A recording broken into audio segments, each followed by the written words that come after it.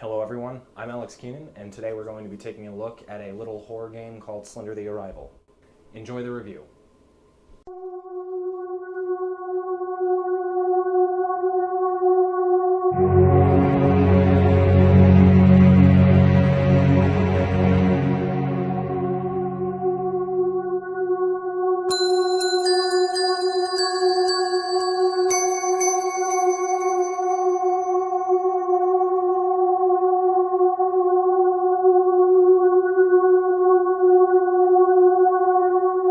Released late last summer by one-man development team Parsec Productions, the original Slender has become a gem in the horror genre.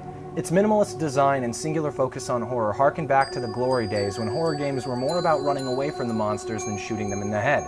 Slender the Arrival serves as part reimagining, part pseudo-sequel to the beloved classic, and while it's far from perfect, you can rest assured that this is more than just a pretty overhaul.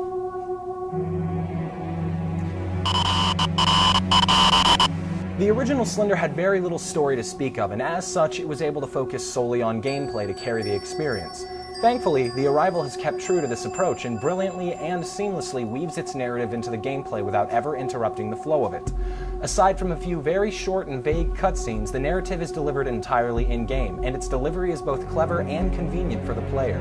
You play as Lauren, friend of a young girl named Kate, who is the protagonist of the original Slender. Kate's mother has recently passed away, and Kate is contemplating selling her mother's house, which is conveniently located next to a dark forest.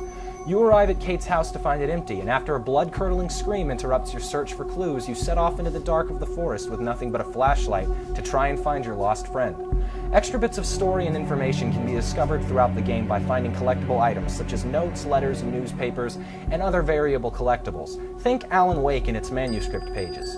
The story in The Arrival teases more than it delivers, but it's thoroughly interesting and engaging, and it provides some truly fantastic insight into the origin of its sinister antagonist.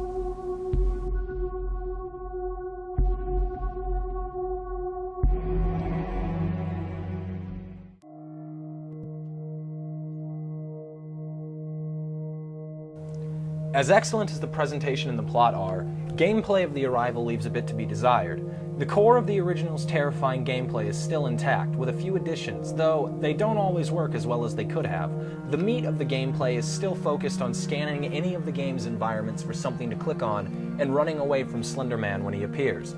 A few new elements have been added to the gameplay. Some work, others don't. What does work are the quiet moments where the game settles down and gives you a chance to breathe. Nothing particularly scary happens during these moments, but the atmosphere is still chilling, and a chance to explore and search for collectibles is welcome. What doesn't work quite as well is the addition of a new enemy into the game simply called the Proxy. While it's certainly terrifying the first time he's introduced, as you've yet to grow accustomed to his presence, once you discover he can be stunned with a focused beam from your flashlight, he becomes less of a terror and more of a nuisance, as you have to keep turning around every few seconds to stun lock him again.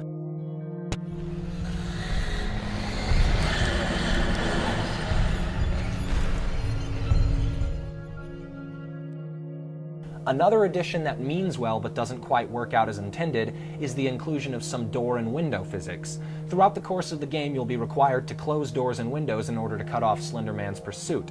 But the process of clicking and flicking the mouse is unreliable, and more often than not, you'll find the physics bug out or fail to register, causing jarring shifts in perspective. Another major disappointment is the game's incredibly short length. The Arrival can be beaten in around 30 to 40 minutes in one playthrough. An unlockable hardcore mode and the collectibles give the game some replay value, but it's a shame there wasn't a little more content here for the asking price of $10.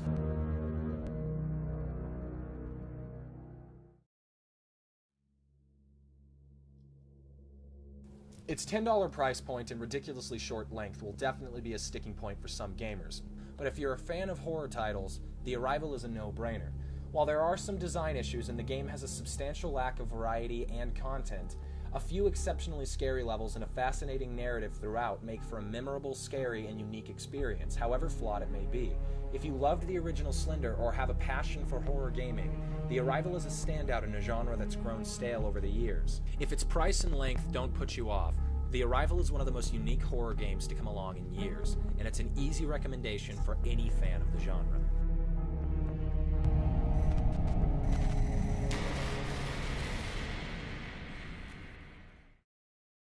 All in all, Slender the Arrival is a very fun game, and I would definitely recommend it to anyone who's a fan of the original Slender, anyone who's a fan of horror games, and anyone that doesn't mind spending 10 bucks on it. It's kind of tough to have to pay $10 for such a short game, but it's definitely worth it if you like good stories and scary games. Thanks for watching.